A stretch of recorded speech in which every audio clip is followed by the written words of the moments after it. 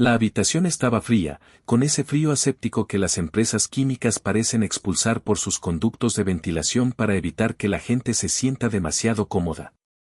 Me senté frente a Sylvia Thorne, la directora de operaciones de Arrogant Technologies. Su escritorio era una impoluta losa de cuarzo blanco pulido, desprovista de cualquier rastro de trabajo de laboratorio. Ni colorantes, ni tubos de ensayo, ni cuadernos desgastados, solo un elegante portátil y una hoja de papel que me deslizó como si fuera un premio. No toqué el papel. No necesitaba examinarlo. La letra en negrita de la parte superior era suficientemente clara. Era un aviso de reestructuración, un término corporativo educado para una ejecución profesional. Mi salario se reduciría de $92,000 anuales a $36,000. Eso era una caída de más del 60%. Miré las cifras y luego a Sylvia. Su rostro era tan impasible e inexpresivo como el estrado de un juez. Tenía las manos cruzadas, los dedos entrelazados como un sacerdote preparándose para un sermón. Me dijo que se trataba de una reorganización estratégica entre departamentos, una medida necesaria para garantizar la estabilidad a largo plazo. Pero yo sabía que no era así. Llevaba meses viendo las señales. Las reuniones que solía dirigir se reprogramaron discretamente. Mi acceso al laboratorio se había restringido al horario diurno. Las solicitudes de presupuesto para reactivos básicos para pruebas se ignoraron, y el equipo que había usado durante años fue trasladado repentinamente a otras divisiones. Me estaban marginando. Tengo 48 años. He dedicado 8 años de mi vida a Arrogant Technologies. Llegué cuando su línea de saneamiento industrial era un desastre financiero plagado de quejas de clientes y fallos en las inspecciones regulatorias. Pasaba largas jornadas, incluso noches enteras, respirando vapores ácidos, reformulando sus mezclas de surfactantes y probando nuevos estabilizadores. En 3 años, convertí esa división en quiebra en su principal fuente de ingresos, generando millones de dólares en ganancias limpias. No pedí un despacho de lujo. No participé en los juegos políticos que tanto le gustaban a Sylvia. Simplemente quería hacer mi trabajo, cobrar lo que me correspondía e irme a casa con mi hijo. Pero en el mundo empresarial, si no te jactas de tus logros, alguien más se atribuirá el mérito. Sylvia se había pasado los 2 últimos años atribuyéndose el mérito de mis mejoras, presentando mis datos a la junta directiva como si ella misma hubiera preparado las soluciones. Ahora quería que me fuera, pero no quería despedirme. Si me despedía, tendría que pagarme una indemnización y, peor aún, tendría que explicarle a la junta directiva por qué el investigador principal se había marchado. Una reducción salarial del 60% era su manera de obligarme a renunciar. Pensaba que me iría furiosa, dejando atrás mis notas y fórmulas. Subestimó lo mucho que necesitaba ese trabajo. Y, más importante aún, subestimó lo que estaba dispuesta a hacer para proteger a mi familia. No grité. No golpeé el escritorio de los tribunales con el puño. Simplemente la miré a los ojos y le dije que lo pensaría. Sylvia ladeó la cabeza, sus finos labios se curvaron con un atisbo de sorpresa. Había esperado un arrebato, una salida dramática que pudiera usar para justificar que me escoltaran fuera del edificio. En cambio, me levanté, me abotoné la chaqueta y salí. Cuando llegué a mi coche, me senté en el asiento del conductor durante un buen rato, mirando fijamente la pared gris de hormigón del aparcamiento. Tenía las manos firmes en el volante. Mi ritmo cardíaco era lento y constante. No me sentía derrotado. Sentía una fría y clara concentración que se instalaba sobre mí. Sylvia creía tenerme acorralado por mi situación personal. Sabía que era un padre divorciado con la custodia exclusiva de mi hijo de 12 años, Owen. Sabía que Owen sufría de una grave enfermedad de Crohn. Las facturas médicas de sus tratamientos, sus medicamentos especializados y sus visitas regulares al médico eran astronómicas, superando con creces el coste de mi alquiler mensual. Nuestro seguro médico apenas cubría la mitad de los gastos, dejándome a mí la tarea de cubrir el resto. Sylvia creía que estaba desesperado. Creía que aceptaría cualquier migaja que me arrojara porque no podía permitirme perder mi cobertura médica. Conduje a casa sin encender la radio. El silencio en el coche era reconfortante, un lienzo en blanco donde podía ordenar mis pensamientos. Vivíamos en una casita en las afueras de la ciudad, un lugar tranquilo con un jardín descuidado. Al entrar, Owen estaba sentado en la encimera de la cocina comiendo cereales y leyendo un libro de ciencias. Levantó la vista y sonrió, su rostro pálido se iluminó a pesar del cansancio que siempre parecía rodear sus ojos. Me preguntó si todo iba bien en la oficina. Me acerqué, le revolví el pelo y le aseguré que todo estaba bien. Le dije que iba a trabajar un rato en el sótano. Asintió y volvió a leer. El sótano era mi santuario. Si bien Aeroclean contaba con instalaciones de última generación, los verdaderos avances se habían producido en mi sótano húmedo y de techo bajo. Allí había construido un laboratorio improvisado con encimeras recuperadas, una centrífuga de segunda mano y recipientes de plástico llenos de material de vidrio. Pasé incontables noches bajo la luz fluorescente parpadeante, realizando pruebas con fórmulas que Aeroclean se negaba a financiar. Compré los reactivos químicos con mi propio dinero y registré cada paso de mi progreso en cuadernos encuadernados en cuero. Guardaba registros digitales, grabaciones de video con fecha y hora de mis experimentos y recibos detallados de cada pieza de equipo que había comprado. Incluso tenía vídeos de Owen sentado en la encimera de arriba mientras yo trabajaba abajo, documentando las fechas y horas exactas. Había guardado estos registros no por paranoia, sino por un profundo orgullo por mi oficio. Ahora, esos registros estaban a punto de convertirse en mi escudo. A la mañana siguiente, me tomé el día libre y conduje 2 horas hasta Columbus. Mi destino era un modesto edificio de ladrillo en las afueras del centro, donde Jeffrey Cole tenía su despacho de abogados. Jeffrey era un abogado senior especializado en patentes, con experiencia en propiedad intelectual química e industrial. Era un hombre meticuloso, de cabello plateado y modales tranquilos y reflexivos que inspiraban confianza de inmediato. Me había puesto en contacto con él a través de un correo electrónico privado y seguro varios meses antes, cuando noté por primera vez el sutil cambio en el trato que Silvia me daba en Aerocan. Llevaba una pesada caja de cartón llena de mis archivos del sótano, los cuadernos de cuero, los recibos de las compras de productos químicos, copias impresas de los registros de video con fecha y hora, y una copia de mi contrato de trabajo original de hacía 8 años. Jeffrey había pasado la semana anterior revisando cada documento, y ahora estaba sentado detrás de su escritorio con mi contrato abierto, un marcador amarillo en la mano. Levantó la vista y esbozó una leve sonrisa. Me dijo que mi previsión estaba a punto de dar sus frutos. Señaló la cláusula de cesión de propiedad intelectual en mi contrato. La redacción era estándar, pero crucial. Establecía que Aeroclean Technologies era propietaria de toda la propiedad intelectual, invenciones y descubrimientos creados por los empleados durante su horario laboral, en las instalaciones de la empresa o utilizando sus recursos. Jeffrey explicó que esta cláusula dejaba una importante laguna legal porque yo había realizado toda mi investigación en mi sótano, utilizando equipos que compré yo mismo y reactivos químicos adquiridos con mis tarjetas de crédito personales. La empresa no tenía ningún derecho sobre los resultados. Había cotejado mis registros de laboratorio con mis hojas de horas oficiales. En Aeroclean, no hubo ni una sola hora de solapamiento. Todos los avances se habían producido a altas horas de la noche, los fines de semana o durante los días festivos federales. Estábamos completamente libres de problemas. Le pregunté sobre las patentes. Jeffrey metió la mano en una carpeta y sacó una pila de documentos con encabezados oficiales del gobierno. Me contó que la tarde anterior había presentado con éxito 3 solicitudes de patente provisionales ante la Oficina de Patentes y Marcas de los Estados Unidos. Estaban registradas únicamente a mi nombre, Howard Vance. La más importante de las 3 era la fórmula del compuesto desinfectante para agua fría en el mercado de la limpieza industrial. Se trataba de un avance revolucionario. Los sistemas de desinfección estándar requerían calentar el agua a altas temperaturas para activar los agentes de limpieza, lo que costaba a las plantas de fabricación miles de dólares en facturas de energía cada semana.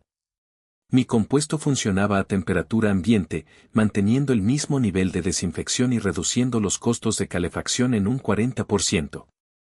Era la joya de la corona de mi investigación y Aerocan no tenía ni idea de su existencia. Seguían vendiendo las mismas fórmulas diluidas con aroma a limón que no se habían actualizado en una década. Jeffrey se inclinó hacia adelante, con expresión seria. Me dijo que, si bien mi posición legal era sólida, Silvia probablemente intentaría reclamar la propiedad en cuanto descubriera las patentes. Me advirtió que los departamentos legales corporativos a menudo recurrían a tácticas de intimidación, presentando demandas infundadas para agotar los ahorros de una persona.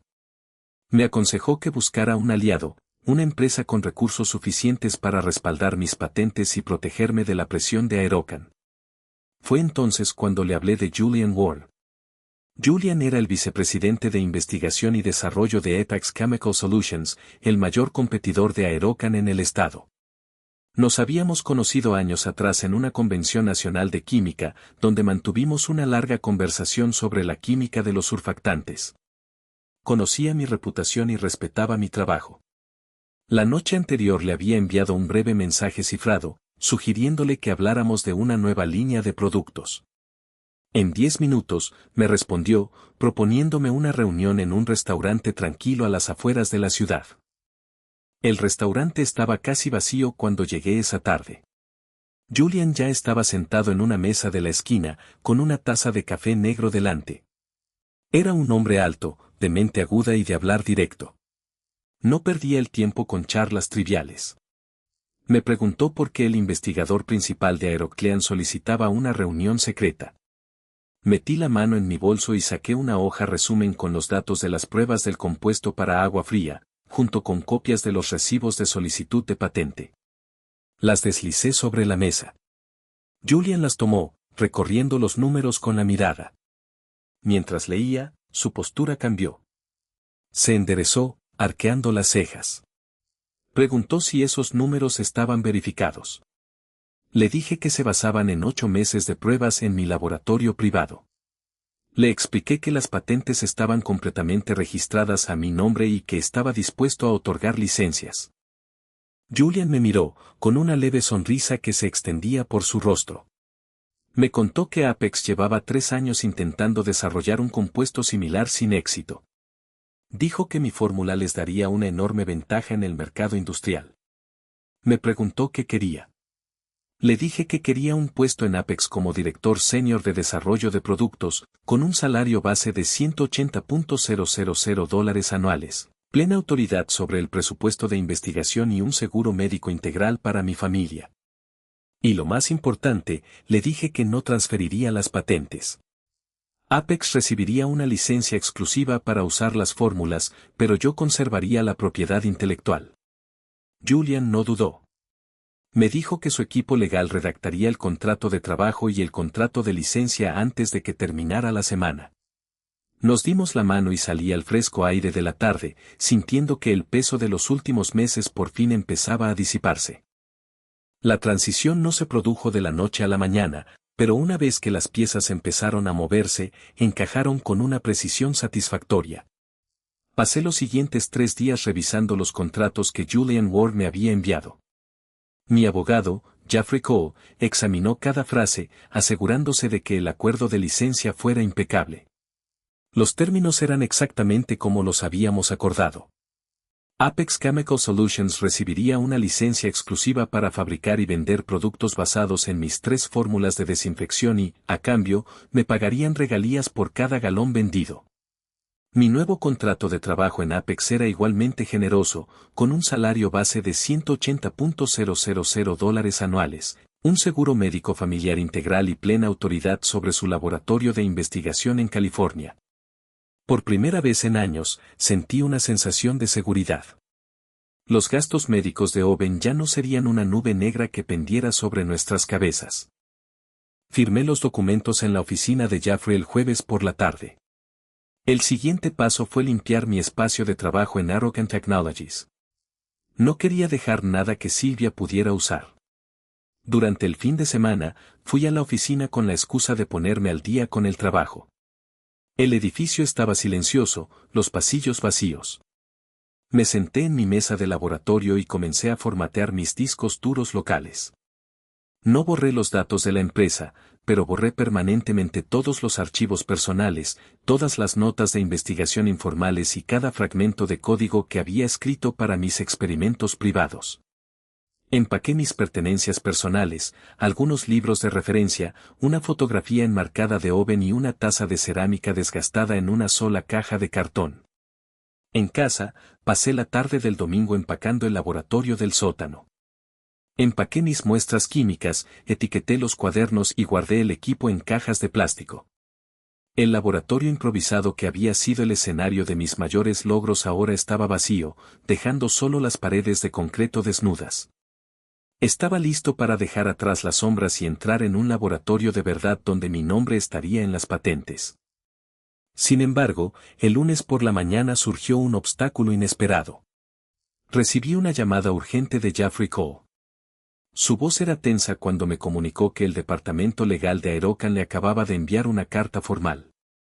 Se habían enterado de mi inminente partida y reclamaban la propiedad total de todas mis fórmulas de saneamiento recientes. Afirmaban poseer un documento firmado que invalidaba por completo mis solicitudes de patente. Según Jeffrey, habían presentado una copia de un acuerdo de información y cesión de derechos, supuestamente firmado por mí el primer día de trabajo, hacía 8 años. Este documento contenía una cláusula retroactiva que establecía que cualquier invención desarrollada durante mi permanencia en la empresa, independientemente de si se creó en las instalaciones de la compañía o fuera de horario laboral, pertenecía por completo a Aerocan Technologies. Me quedé atónito. Le dije a Jeffrey que nunca había firmado tal documento. Recordaba perfectamente mi proceso de incorporación. Había leído cada página de la documentación que me entregaron y había evitado específicamente firmar cualquier contrato con una cláusula de cesión de invenciones tan amplia. Le pedí a Jeffrey que me enviara una copia digital del acuerdo de inmediato. Cuando recibí el archivo, lo abrí y examiné la página de la firma. El corazón me latía con fuerza al ampliar la firma al final del documento. Parecía mi letra, pero al examinarla más de cerca, noté algo extraño. La firma estaba perfectamente alineada con el texto, al milímetro. Había una pequeña mancha cerca de la letra mayúscula de mi nombre, la misma que aparecía en los formularios de retención de impuestos que presenté a Recursos Humanos hace 8 años. Era una falsificación. Alguien había escaneado digitalmente mi firma de mis formularios de impuestos y la había superpuesto a este contrato falsificado. Jeffrey Cole confirmó mis sospechas. Me dijo que, según el artículo 470 del Código Penal de California, falsificar una firma en un contrato legal es un delito grave.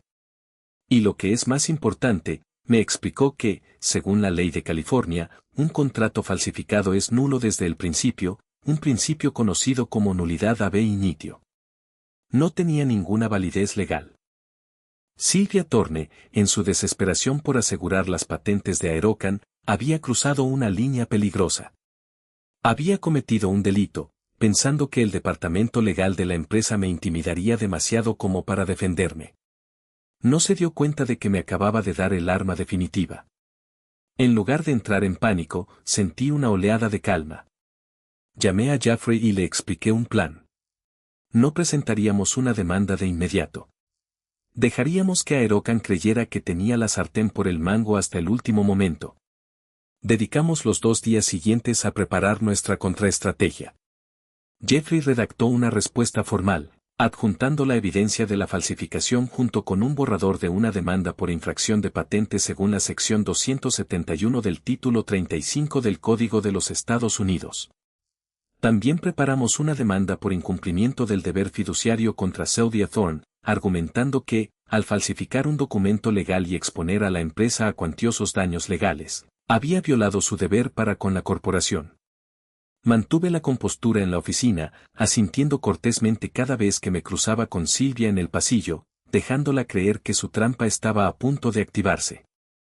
El enfrentamiento final tuvo lugar un miércoles por la mañana lluvioso en la sala de juntas de Aerocan. Sylvia ya estaba sentada, flanqueada por 2 miembros del Consejo de Administración y el asesor jurídico principal de la empresa, un hombre de rostro adusto llamado Nigel Croft. Sylvia tenía una sonrisa arrogante y victoriosa cuando entré. Creía que estaba allí para rendirme. No me senté. Me quedé de pie al final de la mesa de caoba, me desabroché el abrigo y saqué un grueso sobre de papel manila de mi bolso. Lo deslicé sobre la madera pulida, dejándolo detenerse justo delante de Silvia. Le dije que era mi propuesta de licencia. Por las 3 fórmulas que había desarrollado, la tarifa sería de $4,250 por fórmula al mes, lo que sumaba un total de $12,750 mensuales.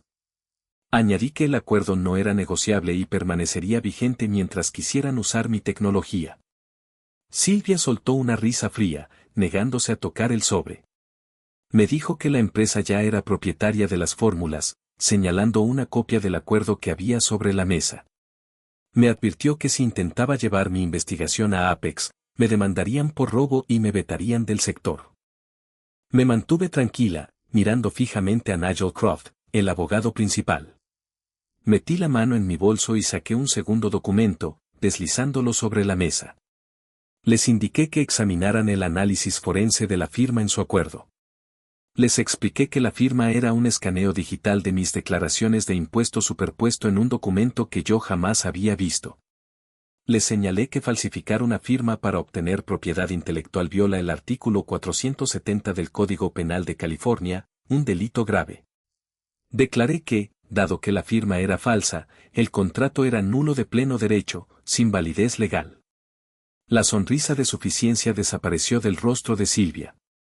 Se volvió hacia Nigel Croft, insistiendo en que yo mentía y que el acuerdo era auténtico.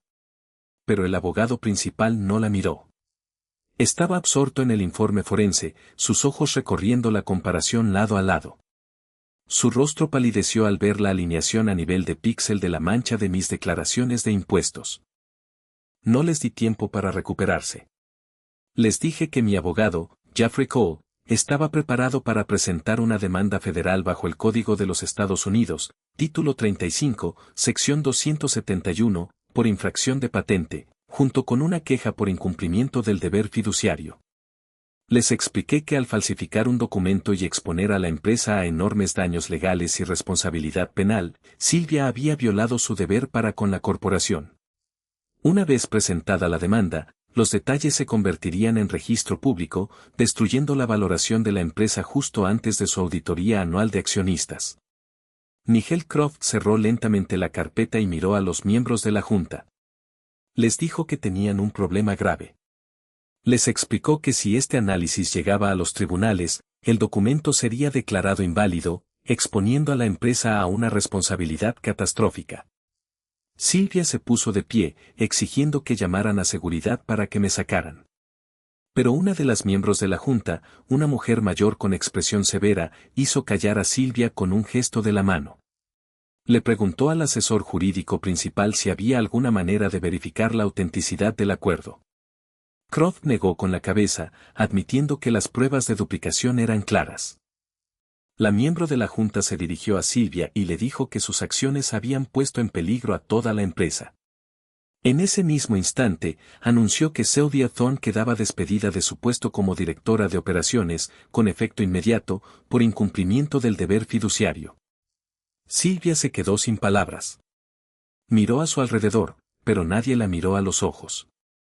Recogió sus papeles con pánico y salió, sus tacones resonando con fuerza contra el suelo hasta que las pesadas puertas se cerraron tras ella. La miembro de la junta se volvió hacia mí. Me preguntó si la cuota mensual de licencia de $12,750 era mi oferta final.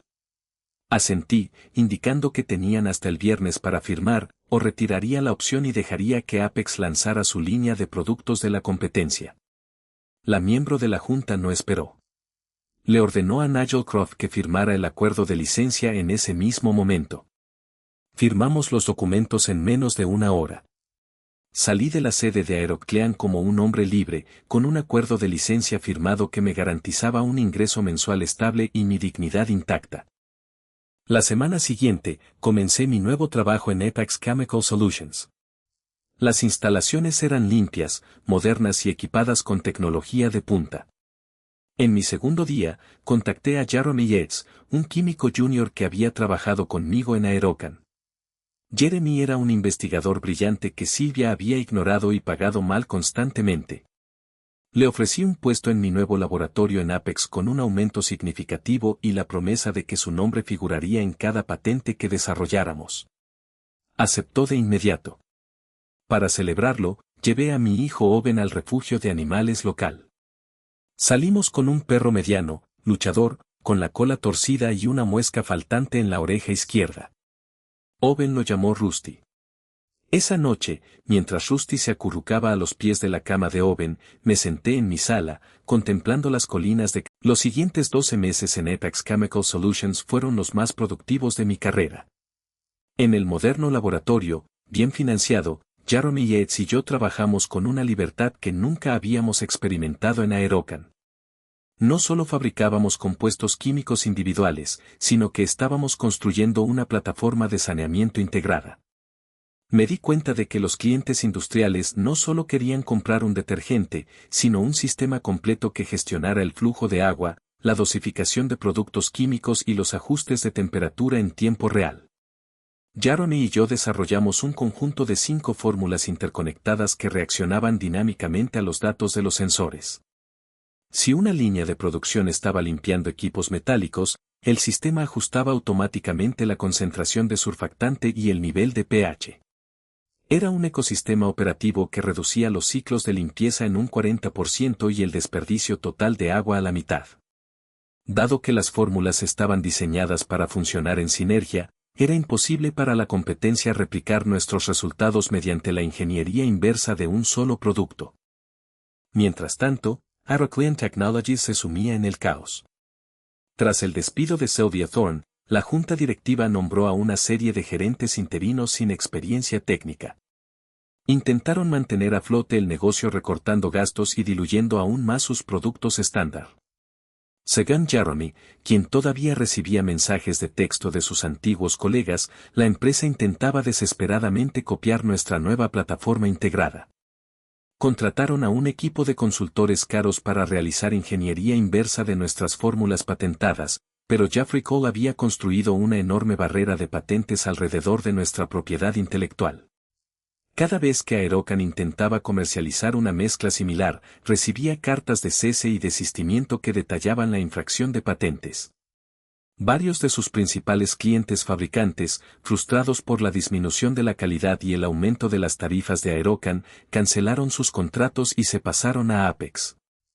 En 10 meses, Aerocan había perdido casi la mitad de su cuota de mercado y el precio de sus acciones alcanzó un mínimo histórico.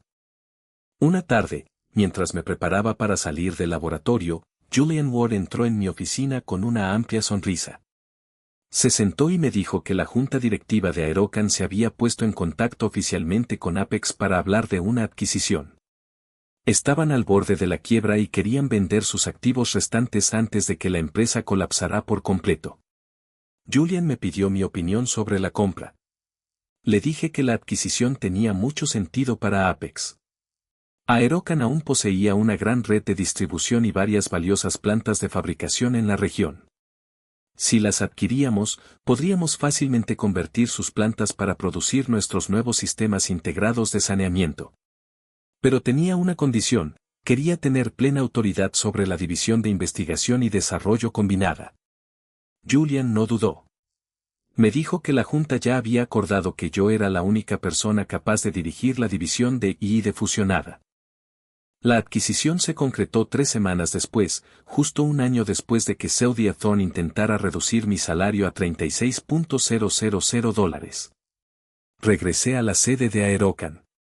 Los fríos suelos de baldosas y los escritorios de cuarzo pulido seguían igual, pero el ambiente en el edificio había cambiado. El miedo y la tensión que habían caracterizado el lugar de trabajo bajo el mandato de Sylvia habían desaparecido. Convoqué una reunión con el personal de investigación restante en la sala de juntas principal. Me paré a la cabecera de la mesa de caoba, observando los rostros familiares de los químicos que antes trabajaban en silencio, temerosos de perder sus empleos. Les dije que la era de los juegos corporativos y el crédito robado había terminado.